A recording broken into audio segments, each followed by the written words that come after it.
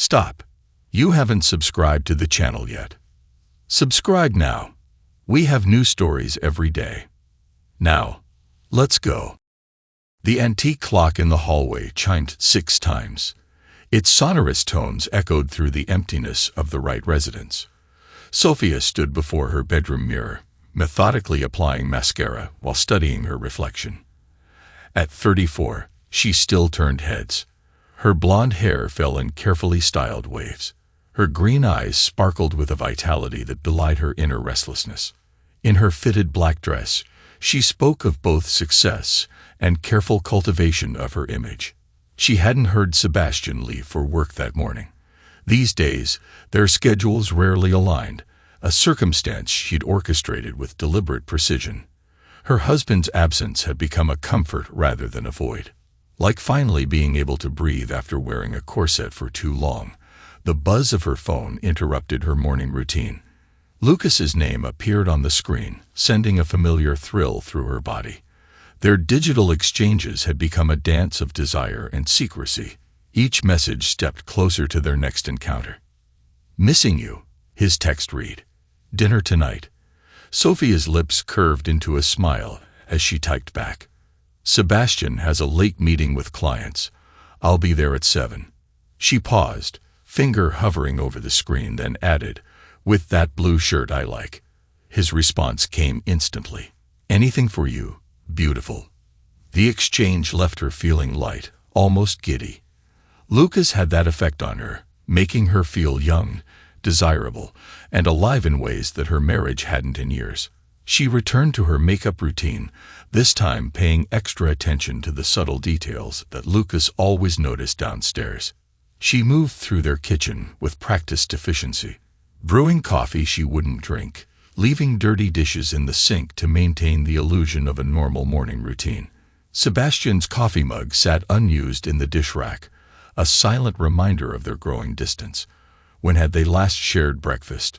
She couldn't remember, and the realization brought neither guilt nor regret. Her phone chimed again, but this time it was Sebastian. "Hope you have a good day. Love you." Sophia stared at the message with its painful predictability. Even his texts were boring, the same phrases, the same sentiments, as reliable and uninspiring as retirement plans or weather forecasts. She left it unanswered, slipping the phone into her purse as she headed for the garage. The day at her real estate office crawled by with excruciating slowness. Each client meeting felt like an exercise in patience. Each phone call an obstacle between her and evening.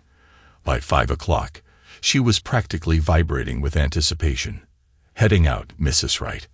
her assistant, Claire, asked as Sophia gathered her things. "Yes, I have a dinner meeting." The lie came easily, practiced. "Could you make sure those Thompson contract revisions are on my desk first thing tomorrow?" "Already done." Claire smiled, efficient as always. "Have a good evening." The drive to Lucas's apartment complex took exactly 23 minutes in evening traffic. Sophia had timed it repeatedly, knowing precisely how to pace her arrival to avoid any nosy neighbors who might recognize her car. The familiar flutter of excitement built in her stomach as she pulled into the underground parking garage, choosing her usual spot behind a concrete pillar. Lucas answered his door wearing the requested blue shirt, its fabric stretching appealingly across his broad shoulders. His dark hair was slightly damp from a recent shower, and his cologne, something expensive and masculine, filled her senses as he pulled her inside. "You're early," he murmured against her neck, hands already working at the zipper of her dress. "Couldn't wait." She breathed, fingers tangling in his hair as his lips found that sensitive spot below her ear. "Missed you." Their passion had an edge of desperation to it, as if each encounter might be their last. Clothes marked a trail from his entryway to the bedroom. Breadcrumbs of their desires scattered across his polished hardwood floors. Lucas's touch was demanding and possessive. Everything Sebastian's wasn't. Where her husband's careful lovemaking had become a tepid routine, Lucas set her skin on fire with each caress later, wrapped in his Egyptian cotton sheets. Sophia traced patterns on Lucas's chest while he played with her hair. These quiet moments after their passion began to mean as much to her as the physical intimacy. "You should leave him," Lucas said suddenly, his voice rumbling beneath her ear. Sophia's hand stilled. "Lucas, I'm serious." He shifted his look at her, his hazel eyes intense. "This sneaking around, these stolen moments. Don't you want more? Don't you deserve more?" "It's not that simple." She sat up, drawing the sheet around herself like armor. "There's the house, our investments, 15 years of shared life, all of which can be divided by lawyers." Lucas followed her up, his frustration evident in the set of his jaw. "You don't love him, Sophia. You've loved him for years. If you ever did, you don't know that." His laugh held no humor. "You're here in my bed wearing lingerie you bought for me to take off. Everything about your marriage is a facade. And we both know it." Before she could respond, her phone chirped. Sebastian's name on the screen sent an unexpected chill down her spine. "Coming home early," he thought. "We could have dinner together. Your choice of restaurant." "Damn," Sophia muttered, already sliding out of bed. "He's coming home early." Lucas watched her with a mixture of amusement and irritation as she gathered her scattered clothes. The dutiful wife returns to her cage. "Don't start." She shot him a warning look while shimmying into her dress. "Not everyone can live as freely as you do. That's because not everyone is brave enough to claim what they want." He stood unashamedly naked and helped with her zipper.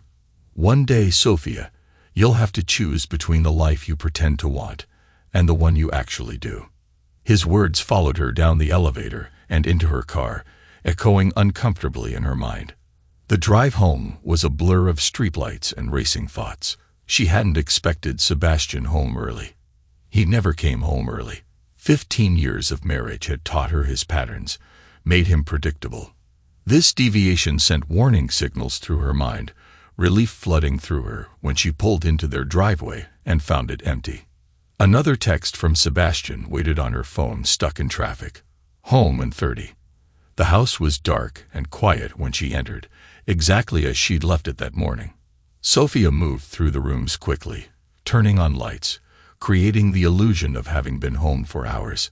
Her heels clicked against the hardwood floors as she climbed the stairs, headed for a quick shower to wash away the evidence of her afternoon. She was reaching for the bedroom light switch when a sound stopped her, the soft creak of leather from Sebastian's reading chair by the window.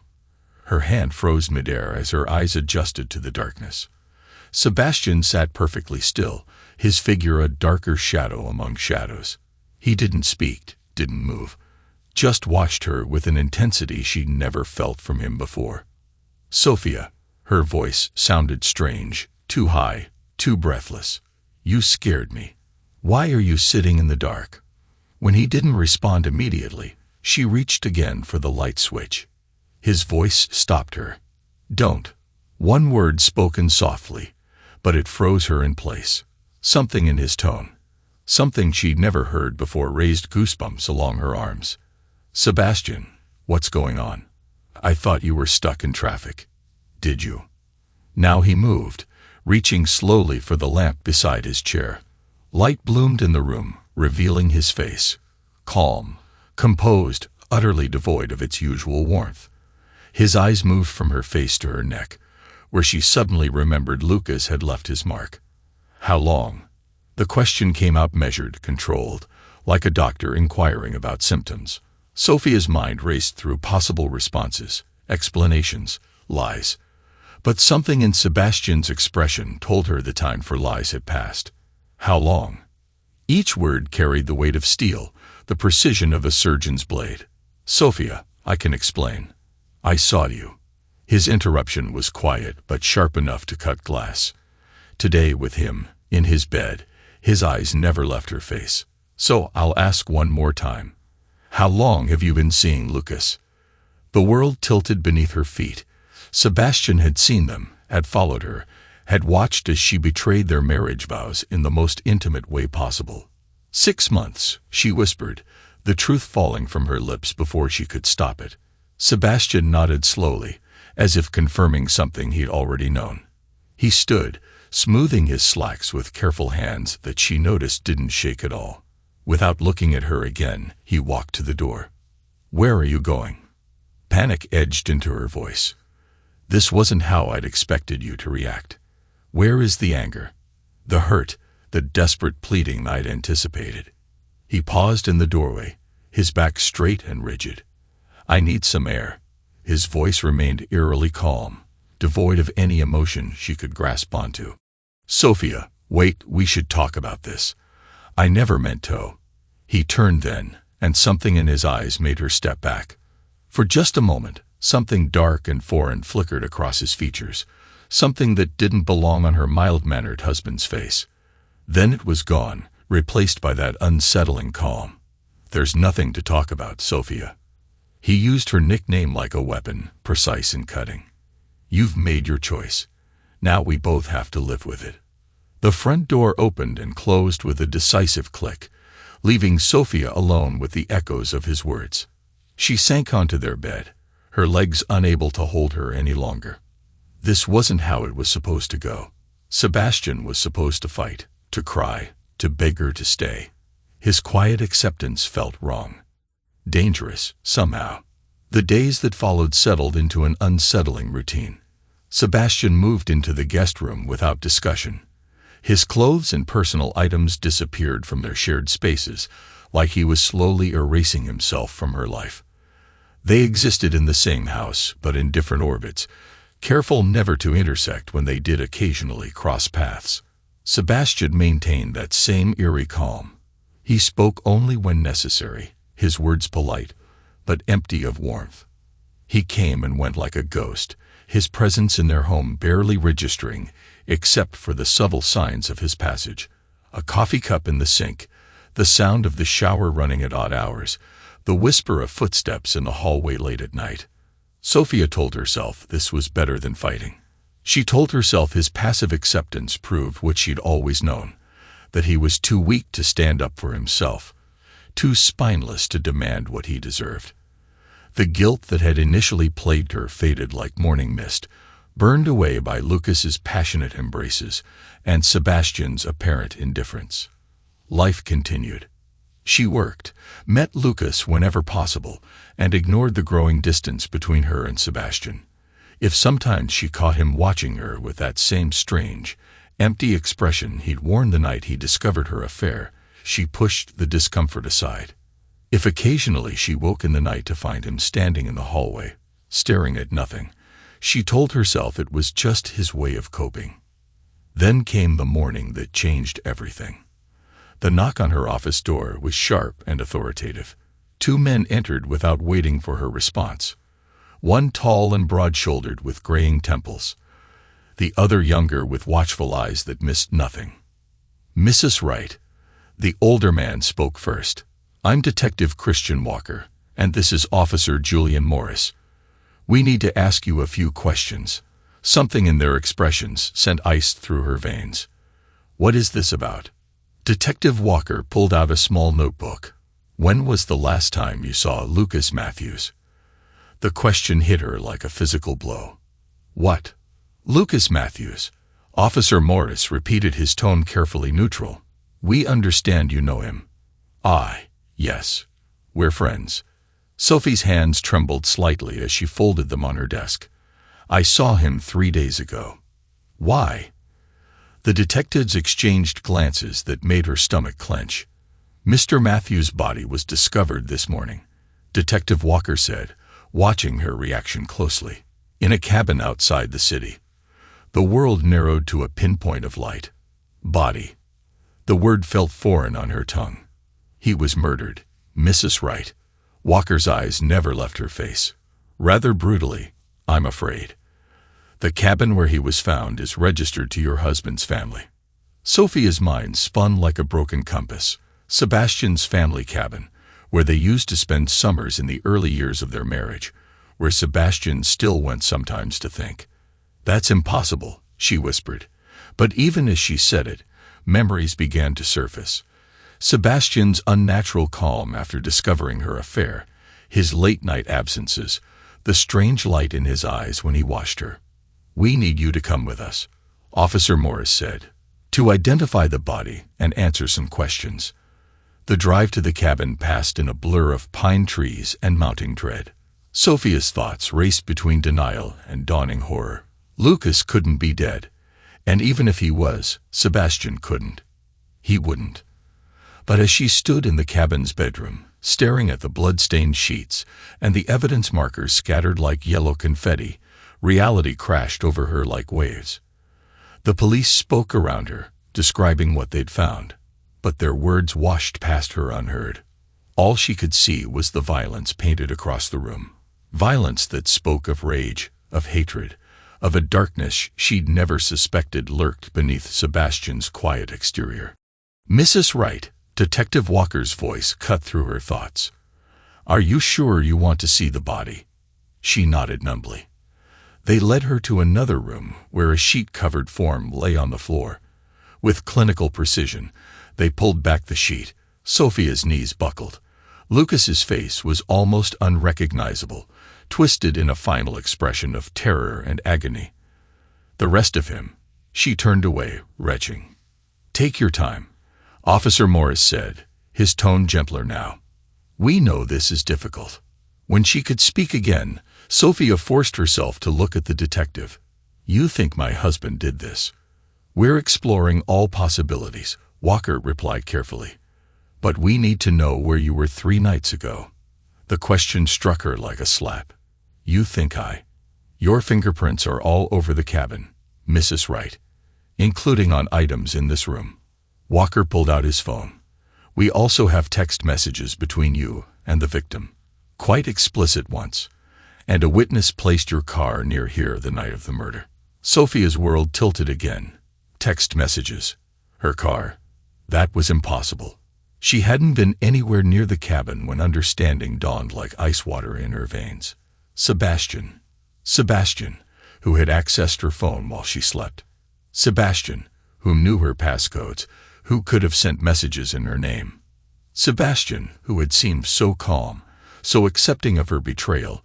She looked back at Lucas's body, at the savage violence that had ended his life, and remembered the strange light she'd seen in her husband's eyes the night he discovered their affair. Mrs. Wright, Officer Morris said, I'm afraid you'll need to come with us to the station. As they led her to the police car, Sophia caught a glimpse of Sebastian standing in the driveway. He was talking to another officer, his expression concerned, helpful, perfectly normal. But when his eyes met hers for just a moment, she saw it again, the flash of something dark and satisfied. Then he turned away. Sophia understood with perfect clarity that her quiet, unassuming husband had orchestrated her nightmare with meticulous precision. He hadn't forgiven her betrayal. He'd been planning his revenge. The interrogation room surrounded Sophia with its harsh fluorescent lights and bare concrete walls, creating a stark contrast to the life of privilege she left behind. The metal chair beneath her felt cold through her wrinkled designer dress, the same one she wore when they brought her in 2 days ago. Detective Walker spread crime scene photos across the table with deliberate slowness, each image a fragment of the nightmare her life had become. The photos showed different angles of the cabin's interior, blood-spattered walls, overturned furniture, signs of a violent struggle that ended in Lucas's death. Walk us through this again, Mrs. Wright, Walker said, his tone carrying that specific blend of authority and Fox sympathy she'd come to recognize. Start with how you met Mr. Matthews.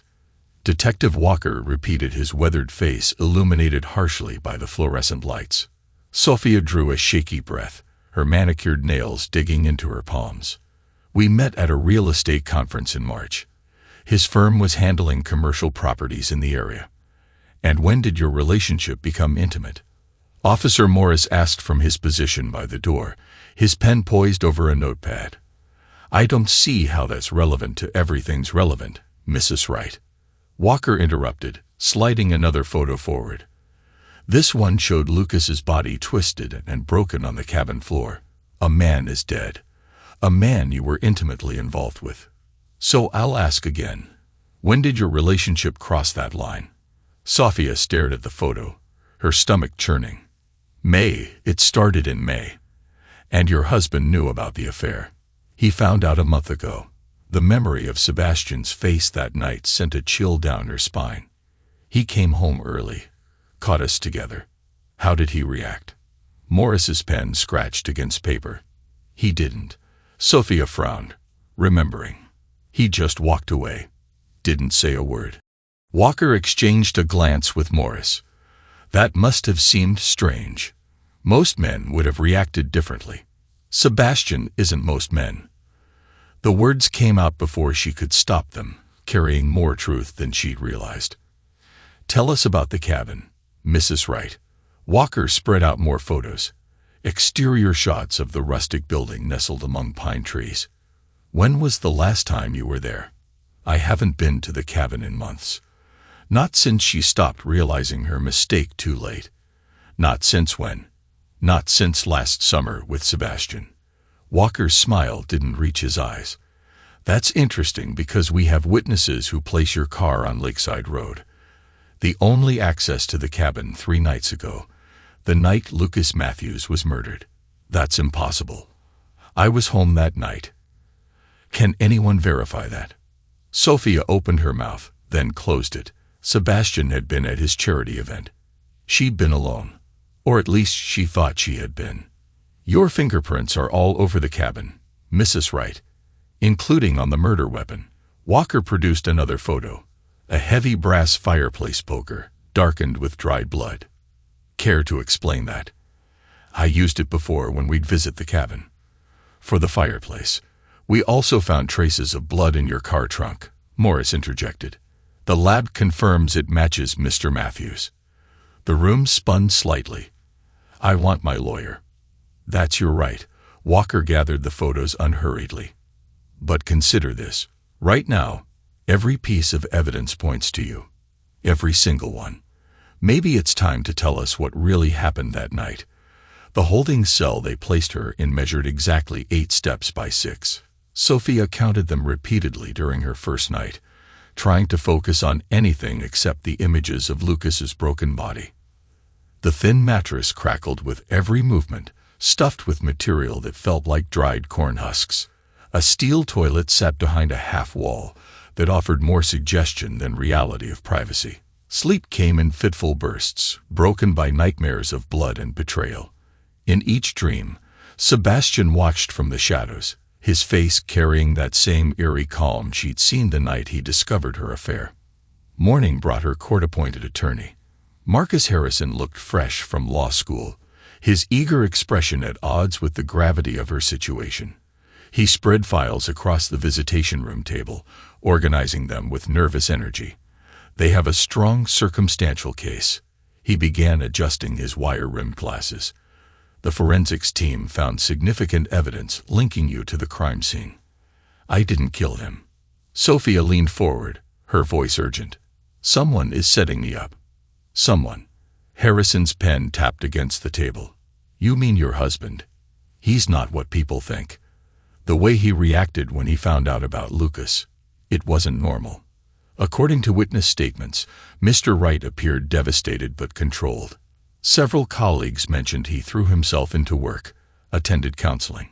It was an act. Sophia ran her hands through her tangled hair. Everything about Sebastian is calculated. Always has been. Harrison studied her with a mix of sympathy and skepticism. Mrs. Wright, Sophia, I need you to understand something. Your husband has an alibi that's practically bulletproof.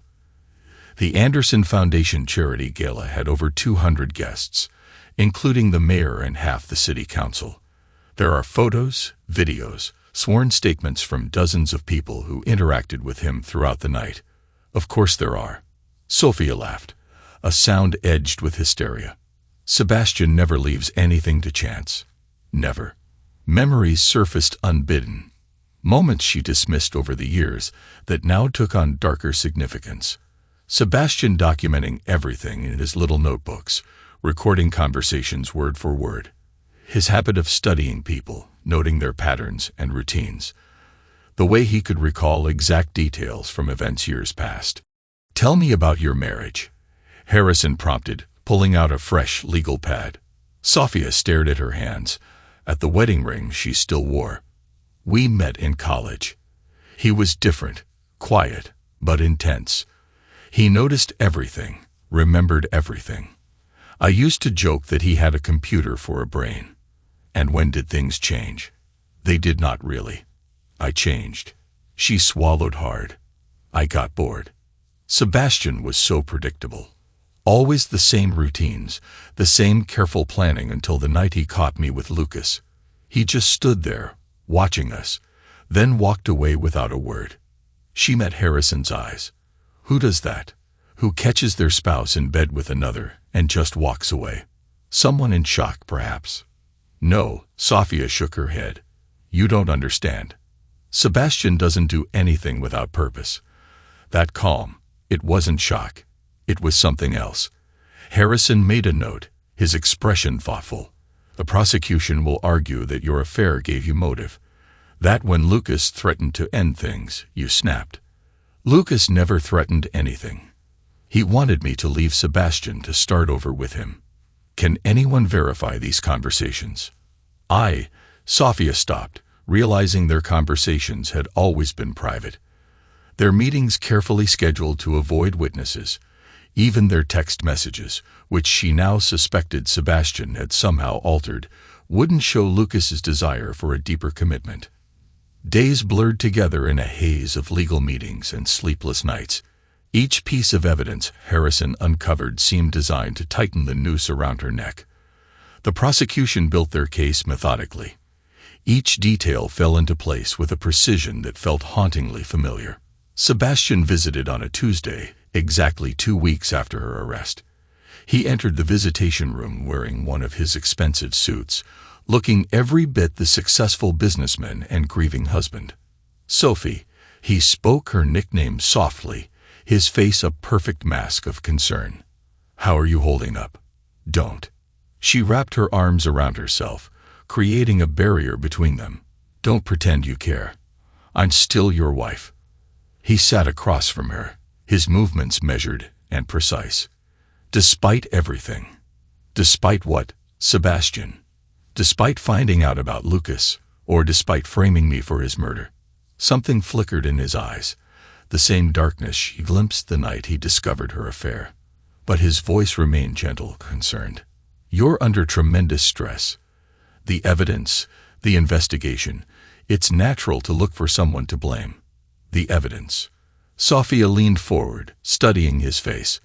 Like the blood in my car, the text messages I never sent, the witnesses who conveniently saw my car at the cabin. Sophia, you planned this, didn't you? All of it. You probably started the night you caught us together. Sebastian's expression didn't change, but something shifted in his posture, a subtle straightening of his spine, a slight tilting of his head. For a moment, he reminded her of a predator assessing its prey. That's quite an accusation, he said, his voice carrying a new note, something cold and satisfied. Especially from someone in your position. Why? The question burst from her. If you wanted revenge, why not just divorce me? Divorce. Now Sebastian smiled, the expression never reaching his eyes. That would have been too easy, wouldn't it? You'd have walked away with half of everything we built together, free to continue your life with your lover. A guard appeared at the door. Time's up. Sebastian stood, smoothing his jacket with familiar precision. Try to stay positive, Sophie. These things have a way of working themselves out. The preliminary hearing arrived with brutal swiftness. Sophia sat beside Harrison in the courtroom, wearing clothes Sebastian sent from home, a subtle reminder of his control. The prosecution presented their evidence methodically, building their case piece by careful piece. The state will prove, the prosecutor announced, that Mrs. Wright engaged in a months-long affair with the victim, Lucas Matthews. That when Mr. Matthews threatened to end the relationship, she lured him to her husband's family cabin and murdered him in a crime of passion. Sebastian testified as a character witness, his performance flawless. He described their marriage, his discovery of her affair, his attempts to reconcile. His voice broke at just the right moments, his pain seemingly genuine. I blame myself, he told the court, eyes downcast. If I'd been a better husband, maybe she wouldn't have strayed. I was willing to forgive her to work things out. I never imagined she would." He left the sentence unfinished, letting the implication hang in the air. Sophia watched from the defendant's table, seeing for the first time how masterfully he had crafted his image. The devoted husband, wounded but loyal, standing by his wife despite her betrayal. As the evidence mounted over weeks, each new revelation seemed designed to destroy any chance of reasonable doubt. Her fingerprints on the murder weapon, blood traces in her car, witnesses who placed her near the cabin on the night of the murder. Harrison worked tirelessly, but each attempt to build her defense met a wall of carefully constructed evidence. Even her past worked against her. Credit card receipts showing purchases of lingerie never worn for Sebastian, hotel meetings with Lucas, the gradual withdrawal of money from their joint accounts. They were building a narrative. Harrison explained during one of their meetings, a woman trapped in a loveless marriage, having an affair with a younger man. When he threatened to end things, she snapped. But that's not what happened. The evidence suggests otherwise. Your fingerprints, your car, your phone records. Sebastian set this up. He's patient, methodical. He would have planned every detail. Harrison sighed, rubbing his temples. Your husband was at a charity event with hundreds of witnesses. He has photos, videos, timestamps, social media posts. There's no way he could have. That's exactly what he wanted everyone to think. Sophia's laugh held an edge of desperation. Don't you see the perfect alibi, the overwhelming evidence against me? It's all too neat, too precise. The trial itself became a blur of testimony and evidence. The prosecution built their case methodically, presenting a picture of a calculating woman who murdered her lover in a crime of passion. Sebastian's testimony provided the final stroke, his performance so convincing that even Sophia almost believed him when the jury returned with their verdict. The courtroom fell silent. Sophia stood on shaking legs, Harrison's supportive hand on her arm. On the charge of first-degree murder, the jury foreman read, "We find the defendant guilty." The words echoed through the courtroom like physical blows. As the judge read her sentence, life in prison, Sophia caught Sebastian's eye across the room. For just a moment, his mask slipped, and she saw the truth behind his calm demeanor. Not weakness, not acceptance, triumph. She understood now, too late, how completely he had orchestrated her destruction. Every piece of evidence, every witness statement, every subtle detail had been carefully arranged to ensure her conviction. The quiet man she dismissed as weak and uninteresting had planned and executed the perfect revenge. As they led her away, Sophia realized that Sebastian's true nature had been there all along, hidden behind his mild-mannered facade. She had mistaken his patience for passivity, his attention to detail for obsession, his careful planning for weakness. How wrong she had been. The harsh fluorescent lights of the women's correctional facility cast sickly shadows across the concrete walls. Sophia lay on her narrow bunk, counting the spiderweb of cracks in the ceiling, a habit she developed in the 3 weeks since her sentencing. The orange jumpsuit felt like sandpaper against her skin, a constant reminder of her new reality. The daily rhythm of prison life played out in metallic clangs and echoing footsteps. A guard's keys jingled, followed by the heavy thud of the door opening and closing. Somewhere down the block, a woman sobbed quietly. Officer Martinez stood at her cell door, her expression unreadable. "You've got a visitor." Sophia frowned.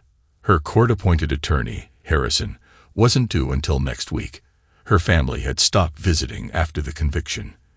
Their absence spoke volumes about Sebastian's influence, how carefully he'd shaped public opinion against her. "Who is it?" Martinez shrugged. "Your husband." The word hit like a physical blow. Sophia's hands began to tremble as she stood, smoothing the coarse fabric of her jumpsuit in a futile attempt at dignity. The walk to the visitation room felt like a march to execution. Each step echoed off the institutional walls, mixing with the pounding of her heart. Other inmates watched her pass, their eyes holding a mixture of curiosity and judgment. "The notorious husband killer," they whispered. The cheating wife who murdered her lover. But if they only knew the truth. Sebastian waited in the visitation room, a study in calculated perfection. His charcoal suit looked freshly pressed, his posture relaxed yet commanding as he sat at the metal table. The fluorescent lights caught the silver threading through his dark hair, a distinguished touch that Sophia had once found attractive. "You look terrible," he said by way of greeting, his eyes taking in her prison-issue attire. "Orange really isn't your color." Sophia sank into the chair across from him, conscious of the security cameras tracking their every move. "What do you want, Sebastian?" she asked, direct as always. He placed a manila envelope on the table between them. "I brought you something. Consider it an early Christmas present." The envelope felt heavy in her hands. Inside, she found divorce papers, the legal language stark and unforgiving. Her fingers traced over Sebastian's signature, already in place at the bottom. "Irreconcilable differences," she read aloud, her voice bitter. "Is that what we're calling premeditated murder these days?" Sebastian's lips curved into a smile that never reached his eyes. "Now, Sophie, we both know how dangerous false accusations can be. Just look where they've landed you. Why now?"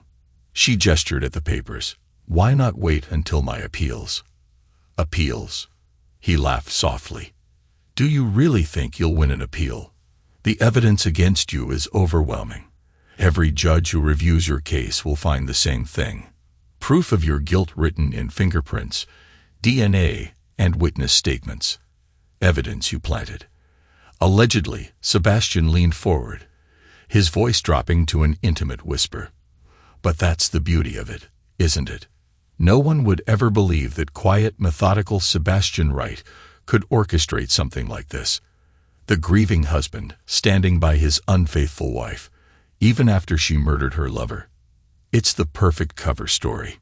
"You're enjoying this," Sophia realized, studying his face. "You've been enjoying it since the beginning." "Of course I have." His expression hardened. "Do you know what it was like watching you throw away 15 years of marriage? Seeing you sneak around with Lucas, thinking I was too stupid to notice. So you killed him." "I executed him." Sebastian's correction came sharp and precise. "There's a difference, and I made sure he understood why before the end." Sophia's stomach churned. "What do you mean?" "I wanted him to know that his death would destroy you. That everything, the evidence, the witnesses, the perfectly crafted trail leading to your conviction, was designed to make you suffer." His eyes glittered with cold satisfaction. "You know, I promised to leave town to never see you again, but it was never about me." "Tell me, Sophia," she demanded, her voice raw. "Tell me exactly what you did. You owe me that much." Sebastian studied her for a long moment, then nodded. "Why not? It's not like anyone would believe you anyway." He settled back in his chair, as comfortable as if he were giving a business presentation. "First, I needed to establish your connection to the cabin. That was easy. We'd spent so much time there over the years. Your fingerprints were already everywhere. The trick was making it look like you'd been there recently with Lucas. The witness who saw my car paid off, of course. Though technically, they did see your car that night. I just happened to be the one driving it." His smile widened slightly. "Amazing what you can do with a good wig and some careful timing. The text messages, child's play. You never did change your password, Sophie. Even after I caught you with him, I spent weeks crafting those messages, building a digital trail of your supposed plans to meet at the cabin. The police's tech team verified they came from your phone, your normal locations. Perfect digital breadcrumbs." Sophia's hands clenched into fists. "And the charity gala? Your alibi? My masterpiece." Pride crept into Sebastian's voice. 200 witnesses, including the mayor and half the city council. Photos, videos, social media posts, all carefully orchestrated to prove I couldn't possibly have been at the cabin. I made sure to speak with every important guest, appear in countless pictures. The mayor even mentioned me in his speech. A generous donation has a way of making people remember you fondly. While you were really dealing with Lucas, Sebastian's expression darkened. Oh, I was at the gala. Just not for the entire evening. It's amazing how many people will swear they saw you somewhere. If you make enough appearances early in the night and again at the end, the human mind fills in the gaps, assumes you were there the whole time. And between those appearances, I paid Lucas a visit. Sebastian's voice turned clinical and detached. He was surprised to see me at first, thought I wanted to talk to work things out like civilized men. He actually apologized, if you can believe it. So he never meant for things to go so far. Sophia closed her eyes, trying to block out the images his words conjured. Stop. But you wanted to know, Sebastian pressed on. You wanted to hear exactly what happened. How I made him understand that his death would be your destruction. How each piece of evidence I planted would ensure you spent the rest of your life in prison. Why not just kill me instead? Because death would be too quick, too merciful. His voice carried genuine emotion for the first time. I wanted you to live, Sophie, to wake up every morning in this cell, knowing that your choices led you here, to watch as the world forgets you as your youth fades, as everything you valued slips away. A guard approached their table. 5 minutes. Sebastian nodded, then turned back to Sophia, signing the papers. Let's make this official. And if I refuse, then I'll wait. His smile returned, cold and satisfied. I have all the time in the world. After all, you're not going anywhere. Someone will figure it out, Sophia said, hating the desperation in her voice. Eventually, someone will see through your act. My act. Sebastian stood, straightening his tie. You mean my role as the devoted husband, standing by you despite your infidelity, supporting you through the trial. He shook his head. I played that part perfectly. Everyone sees exactly what I want them to see. The wounded spouse trying to do the right thing, the perfect performance. Sophia spat. Is that what matters to you? Fooling everyone. What matters is justice. Sebastian's voice hardened. You made me watch as you destroyed our marriage. As you flaunted your affair. As you treated 15 years together like they meant nothing. Now I get to watch you lose everything. Your freedom, your dignity, your future. He gathered his briefcase, then paused. You know what the best part is? The truth is right there in plain sight. A quiet husband's revenge orchestrated down to the smallest detail. But nobody will ever believe it because nobody ever really saw me. They saw what I wanted them to see, just like you did. You won't get away with this forever. I already have. Sebastian's expression softened into something almost pitying. You made me feel like I was nothing, Sophie. Now you get to be nothing. Just another inmate. Another casualty of your own bad choices. That's what everyone will remember. Not the woman you were, but the murder you're believed to be. He turned to leave, then looked back one final time. Enjoy your new life. Sophie, I hear the next few decades can feel very long in here. The guard led Sophia back to her cell.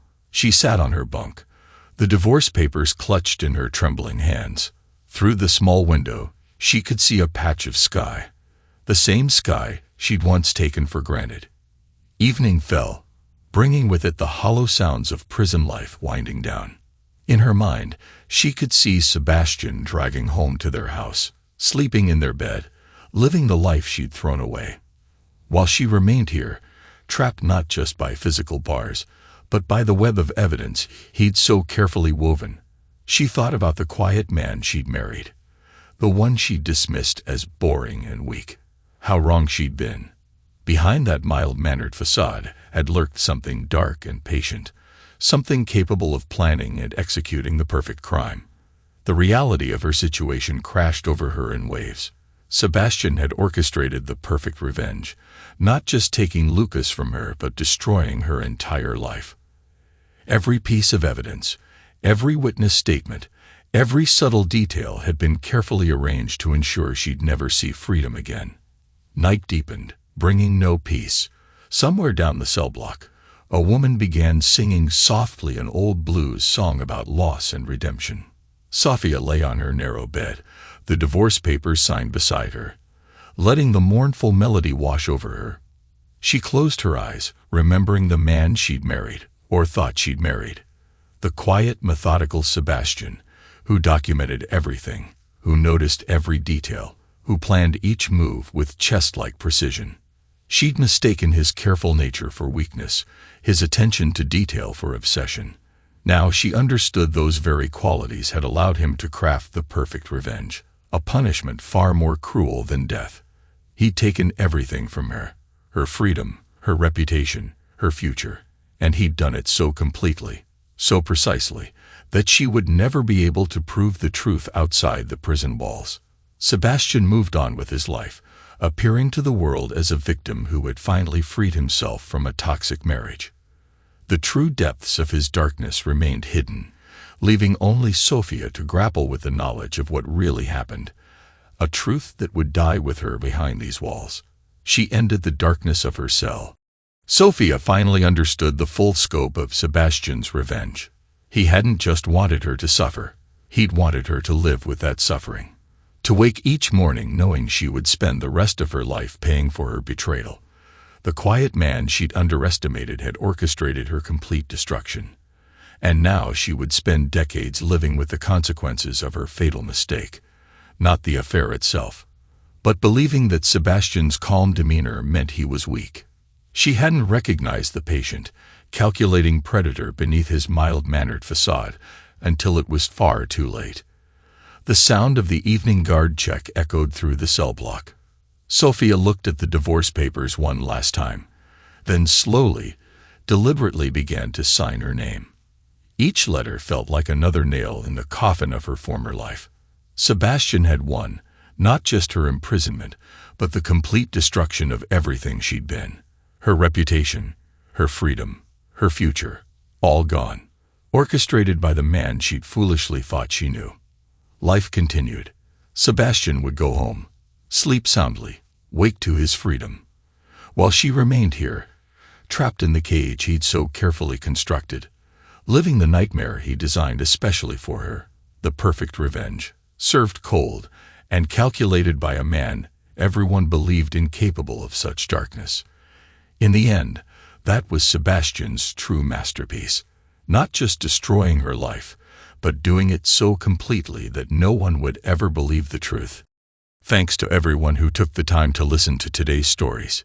If you enjoyed it, please consider liking and subscribing if you haven't already. Feel free to share your thoughts on the events in the comments below. Take care.